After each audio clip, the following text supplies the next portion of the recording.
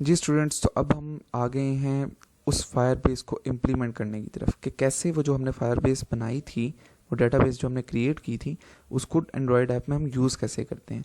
तो सबसे पहले लेआउट पे आए तो लेआउट मैंने जो है वो एक सिंपल सा लेआउट बनाया है। ये हमने जो है वो एक एडिट टेक्स्ट रखा है, ठीक है, जिस पे आप लिखोगे अपना नेम। ठीक है, जो भी बंदा इस ऐप को यूज़ कर रहा होगा वो अपना नेम लिखेगा और वही नेम जो है वो दूसरे बंदे के पास जो है वो आपके मैसेज के साथ जाएगा कि मतलब ये मैसेज जो है इस बंदे की तरफ से आया है।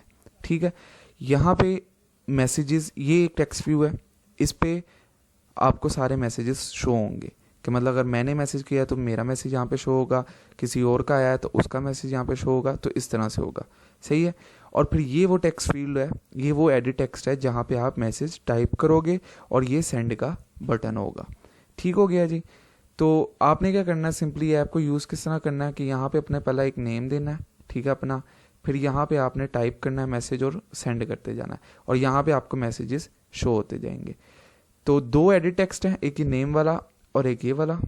ठीक है, एक टेक्स्ट व्यू है और एक बटन है, बस कोई मुश्किल काम नहीं है। अब चलते हैं जी मेन एक्टिविटी की तरफ। मेन एक्टिविटी में सबसे पहले हम, आपको पता है कि क्या करते हैं, ऑब्जेक्ट्स बनाते हैं। टेक्स्ट व्यू एक था, एक टेक्स्ट व्यू का ऑब्जेक्ट बना, दो एडिट टेक्स्ट थे, एक मैसेज वाला था और एक नेम वाला था, तो ये दो नाम रख दीजिए उनके। एक बटन हमने बनाया हुआ सेंड बटन वाला। सही हो गया। एक आपने ऑब्जेक्ट बनाना है अब फायर बेस का। ठीक है, फायर बेस का एक ऑब्जेक्ट बनेगा और उसका आपने नाम रख देना कुछ भी। मैंने यहाँ पे रखा है mref के रेफरेंस होता है ये फायर बेस का। ठीक है, ये आपने फायर बेस का ऑब्जेक्ट बना दिया। दो स्ट्रिंग्स ले लेनी है नेम और मैसेज की, जिसमें आपके नेम और मैसेज स्टोर होंगे कि जो आपने नेम लिखा हुआ है वो और जो आपने मैसेज लिखा है वो इसमें हम स्टोर करेंगे और फिर फायर बेस पे जो है वो सेंड करेंगे। तो ये चीज़ हो गई। उसके बाद हम जब ऑन क्रिएट के फंक्शन के अंदर आएंगे, ऑन क्रिएट के अंदर आएंगे तो क्या करना है, सबसे पहले आपने करना है इस फायर बेस को इस कॉन्टेक्स्ट के साथ, ये जो एक्टिविटी है इसके कॉन्टेक्स्ट के साथ लिंक करना है। तो उसके लिए लाइन यूज होती है Firebase dot set Android contacts this, कि जो मतलब कि ये वाला कॉन्टेक्स्ट है हमारा एंड्रॉयड का, उसके अंदर हम फायरबेस का काम करने लगे हैं। उसके बाद आपका लाइन आती है कि जो आप अपनी जो आपने डेटाबेस क्रिएट की है उसका यूआरएल आपने देना है।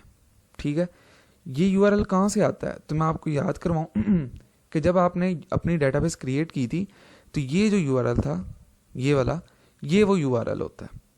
ठीक है जी, यहाँ पे आपने जो भी आपकी डेटाबेस होगी, मैंने एचपाक की डेटाबेस बनाई थी तो ये उसका यूआरएल है। ठीक है, आप जो भी डेटाबेस बनाओगे उसका यूआरएल डिफरेंट होगा, आपने वो यहाँ पे दे देना है और वो mref के साथ उसके अंदर सेव कर देना है। ये काम हो गया। उसके बाद आपने ये जो काम है ये आपने क्या किया, वही आपने किया कि आपने XML फाइल की जो आईडीज़ हैं, टेक्स्ट व्यू की आईडी है, टेक्स्ट व्यू नेम की है, मैसेज की है, बटन की है, इनकी आईडीज़ को आपने लिंक कर दिया। फिर आपने एक बटन का क्लिक लिसनर बनाया है। ये सिंपल सा एक क्लिक लिसनर है, ठीक है, जो आपको पता है कि कैसे बनता है। ये आपने क्लिक लिसनर बनाया, उसके अंदर आपने सिर्फ दो काम किए, और वो क्या किए हैं, आपने ये किया है कि आपने कहा कि जब भी मैं सेंड का बटन प्रेस करूँगा तो क्या करना है, उस पर ये करना है कि आपने उस सेंड के बटन पे, कि जब भी सेंड का बटन प्रेस होगा आपने ये करना है कि जो नेम आपने लिखा हुआ है, ठीक है, जो भी नेम आपने लिखा है उस साइड टेक्स्ट में और जो भी आपने मैसेज लिखा है उसको आपने क्या करना है, आपने करना है अपनी डेटाबेस में एक चाइल्ड क्रिएट करना है नेम का और एक मैसेज का। अगर तो क्रिएट हुए हुए हैं तो ये दोबारा क्रिएट नहीं करेगा, लेकिन अगर क्रिएट नहीं हुए तो ये उनको क्रिएट कर देगा पहले। ठीक है, आपने उसको क्रिएट करके उसके अंदर क्या करना है, वैल्यू को सेट करना है कि मैसेज में आपने कौन सी वैल्यू को सेट करना है, जो भी आपने अपने मैसेज वाले टेक्स्ट बॉक्स में लिखा था। ठीक है, एडिट मैसेज उस टेक्स्ट बुक का नाम है, डॉट गेट टेक्स्ट कि जो भी आपने उसमें लिखा है उसको गेट करो, डॉट टू स्ट्रिंग की फॉर्म में। ठीक है, और उसको सेट कर दो किसमें, मैसेज के फोल्डर में जो कि डेटाबेस का है। मैं दोबारा इसको रिपीट करता हूँ कि जैसे ही सेंड का बटन प्रेस होगा आपने क्या करना है, आपने जो एडिट मैसेज वाला आपका बॉक्स है जिसमें आपने मैसेज लिखा है वहाँ से टेक्स्ट को गेट करना है और स्ट्रिंग की फॉर्म में कन्वर्ट करना है और उसको सेट कर देना है कहाँ पे, जो डेटाबेस का चाइल्ड है मैसेज का, उसके अंदर। इसी तरह आपने नेम में भी करना है। आपने जो नेम वाला टेक्स्ट बुक है उससे टेक्स्ट को क्या करना है, गेट करना है, स्ट्रिंग में कन्वर्ट करना है और फिर उसको सेट कर देना है जो कि डेटाबेस का चाइल्ड है नेम वाला।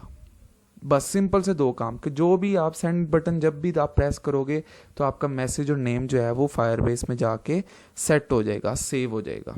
सही हो गया, इतना सा काम होगा सेंड बटन पे। अच्छा, उसके बाद अब आप जाहिर बात है कि ये तो हो गया यार सेंड वाला, कि सेंड बटन प्रेस किया वो डेटाबेस में चला गया, और डेटाबेस से आके हमें कैसे नजर आएगा। तो ये तो हो गया सेंडिंग या सेविंग। रिट्रीविंग कैसे करना है, ठीक है, रिट्रीव करके शो कैसे कराना है स्क्रीन पे, तो वो ये वाला काम है बस, और कुछ भी नहीं है, बस इतना सा काम है इसके अंदर।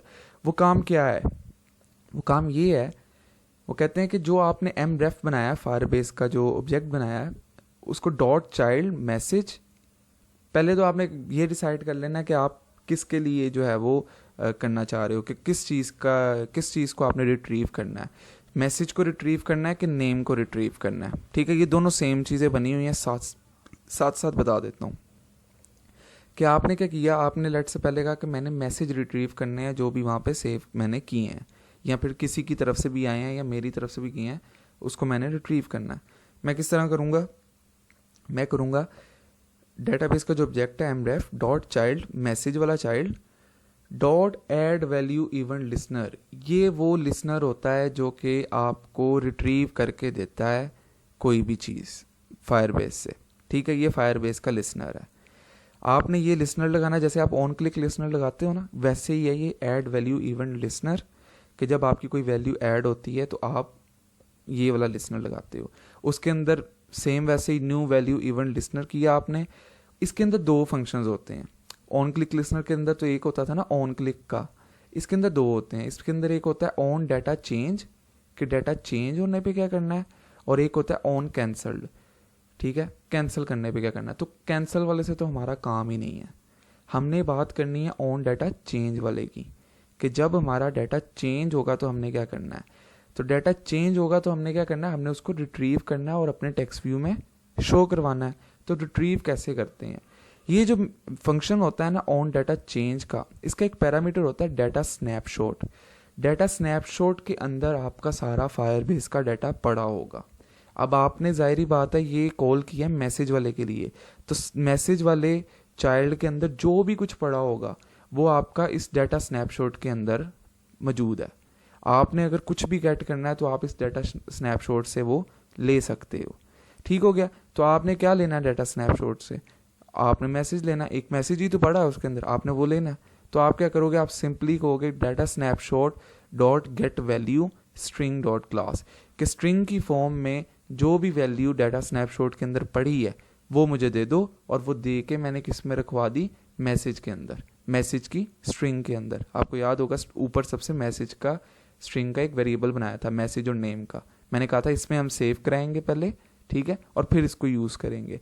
तो ये क्या कर रहे हैं, हम डाटा स्नैपशॉट को कह रहे हैं कि स्ट्रिंग की फॉर्म में जो आपके पास वैल्यू पड़ी है वो हमें दे दो और मैसेज में रखवा दो। अब इस मैसेज को हम टेक्स्ट व्यू पे शो करा देंगे। Text view dot set text name plus ये वाला साइन आएगा, फिर मैसेज आएगा। अब नेम आप कहेंगे नेम तो अभी तक हमने रिट्रीव नहीं किया, तो फिर कैसे आएगा। तो यहाँ पे कुछ नहीं आएगा, अगर नेम की वैल्यू नहीं है तो नेम की जगह पे कुछ नहीं आएगा, आपको सिर्फ मैसेज नजर आएगा। सही है, लेकिन अब नेम भी तो गेट करना है। तो नेम गेट करने के लिए हम सेम वही वाला काम जो ऊपर मैसेज के लिए किया वही, पहले क्या करेंगे, डेटाबेस का ऑब्जेक्ट mref डॉट चाइल्ड, अब मैसेज की जगह नेम का चाइल्ड हो गया, dot add value event listener, new value event listener, ये पूरा वैल्यू इवेंट लिसनर लगा दिया।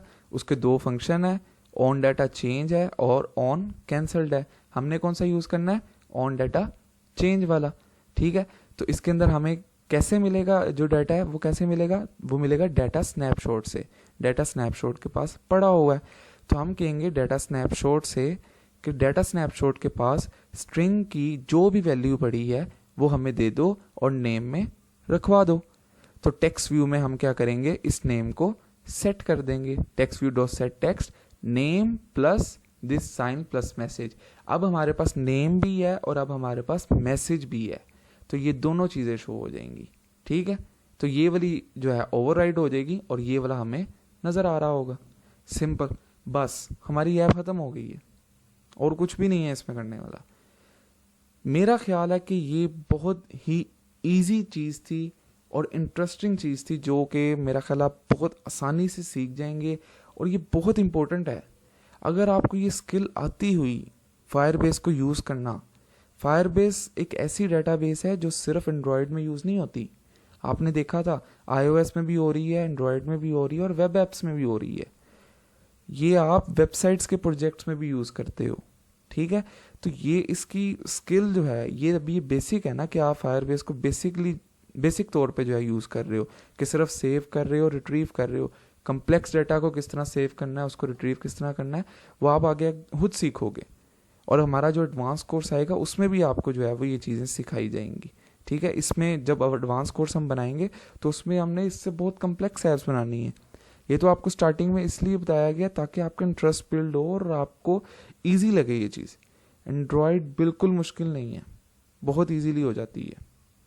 तो होप सो इस ट्यूटोरियल में आपको कोई भी मुश्किल अगर आई होगी तो वो आपने कमेंट्स में पूछी होगी और मैंने भी उसका जो है वो जल्दी आपको रिप्लाई किया होगा। अगर थोड़ा सा लेट हो जाता है तो वो जाहिर बात है, बिज़ी होते हैं रूटीन में हम, तो इशू हो सकता है कि लेट हो जाए, लेकिन रिप्लाई ज़रूर दूंगा मैं इंशाल्लाह। तो ये ट्यूटोरियल हमारा यहाँ पर ही एंड हो रहा है। फिर मिलते हैं अपने एडवांस एंड्रॉयड के न्यू ट्यूटोरियल में।